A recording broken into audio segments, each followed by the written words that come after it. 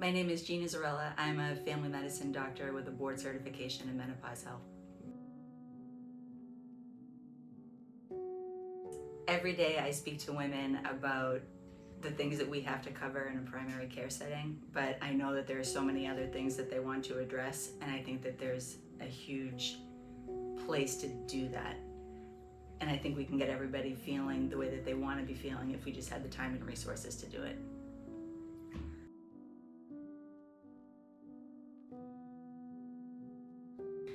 I'm excited to be part of a project that I came to as a patient myself, and I have really enjoyed coming here, and I love what Sandy and her team have been doing. So to be a part of that and to be able to think that I can also contribute to helping patients just feel like the most positive and best versions of themselves is very exciting.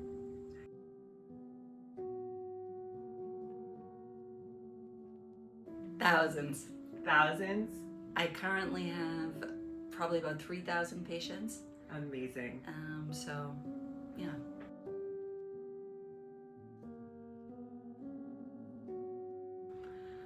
I would like to get a history really starting from childhood and kind of moving through a timeline. What were your exposures as a child, through adolescence, then into adulthood? I think we really need to get an idea of the entire person and their entire experience and what their exposures are on a day-to-day basis.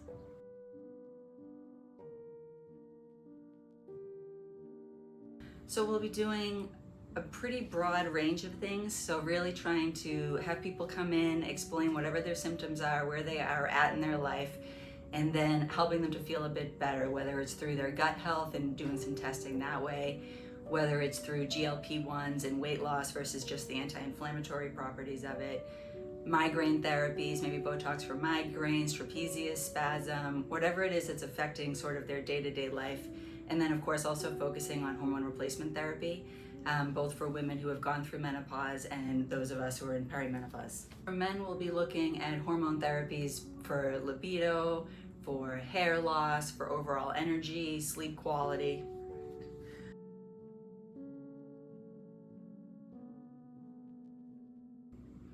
I think a lot of people, they kind of come in and they say, like, I know my body and I know that something is off. And I want to have the time to be able to sit down and parse through that and see what it is that they're feeling on a day-to-day basis and how we can improve it. So I'm looking forward to having the time to be able to do that.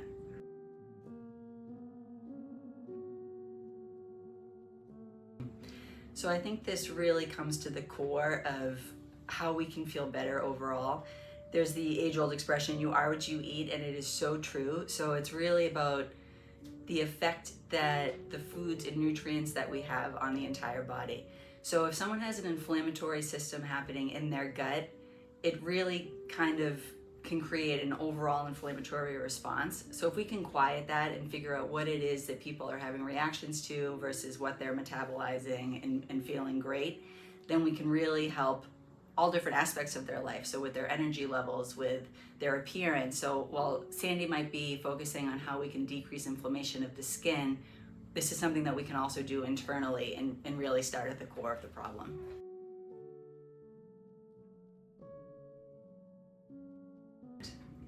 A GLP-1 is a peptide that we all have intrinsically. So by augmenting what we have in our bodies, we can help with weight loss, blood sugar control, insulin resistance. It also has a lot of anti-inflammatory properties, so it can be great for cardiovascular disease, rheumatologic processes, just people feeling overall inflamed and trying to bring that down. I think one of the ways that it's very different from what we've seen before for weight loss is that a lot of the things that were used previously were stimulants, which can actually make people feel jittery or increase your heart rate or increase your blood pressure.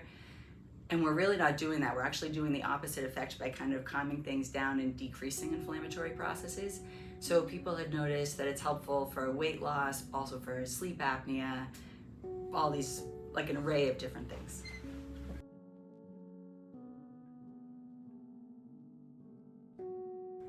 So in the 1990s, there was a study that was done on hormone replacement therapy.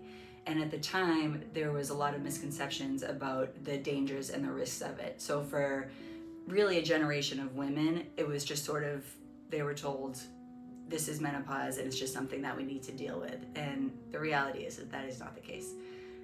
So there's definitely therapies that we can provide that are very safe and that do have an overall amazing effect on whether it's bone health, cardiovascular health, symptoms of sleep deprivation or hot flashes, all these things that we can treat. And I think that there's a lot that can be done.